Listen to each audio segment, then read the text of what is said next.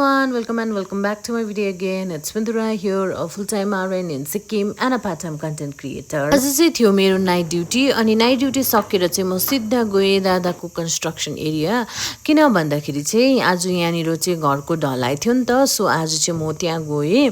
अनि यो बारी तपाईहरुले देख्दै गरेको चाहिँ नाम्ची बजार हो है हाम्रो घरदेखिको चाहिँ नाम्ची बजार चाहिँ यति दामी देख्छ हो अनि यहाँ चाहिँ भाउजूले एकदमै फुलहरू रोपेको छ नि त बाहिर अनि फुलहरू एकदमै दामी भइरहेको छ अनि हाम्रो चाहिँ चेरी पनि फुल्दैछ यो चाहिँ सानो सानो चेरीको बोटो हो अनि यो पनि अब फुल्नु सुरु गर्दैछ र आज चाहिँ ढलाइ भएको कारणले गर्दाखेरि चाहिँ हामी केटीपार्टीहरू चाहिँ सबैजना खानापिना बनाउनु लाग्यौं अनि दादाहरू सबैजना चाहिँ काम गर्दै थियो है अनि म पनि भाउजूहरूलाई सघाउँदैछु यहाँ खाना बनाउनुको लागि अन्त तपाईहरुले अब हाम्रो यहाँनिर देखिरहेको होला यो चाहिँ यो घर चाहिँ अहिले एकदम लथालिङ्गै भइरहेको छ किन भन्दाखेरि चाहिँ अब दुई चाहिँ दाजुको घर चाहिँ कन्स्ट्रक्सन हुँदैछ नि त सो बिस्तारै बिस्तारै अब यहाँ मिल्दै जान्छ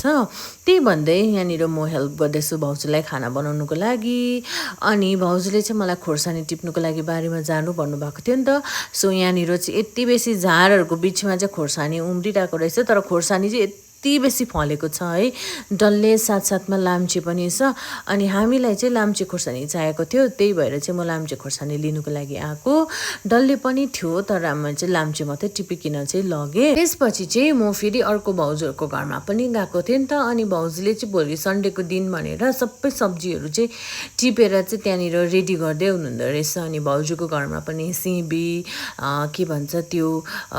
काँक्रा है खिरा दम्मै फलिरहेको रहेछ एकदमै दामी भइरहेको रहेछ भोलि लानुको लागि त्यसपछि चाहिँ म घर आएँ अनि घरमा आउँदाखेरि चाहिँ ढलाइ पनि सकिसकेको रहेछ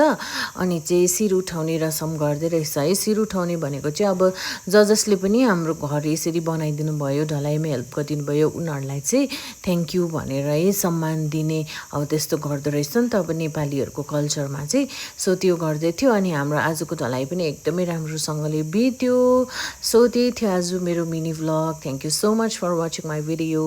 प्लिज तपाईहरुले मेरो भिडियो हेर्दै हुनुहुन्छ भने लाइक गरिदिनुहोस् शेयर गरिदिनुहोस् अनि कमेन्ट गरिदिनुहोस् है अनि यस यति नै हो bye bye take care everyone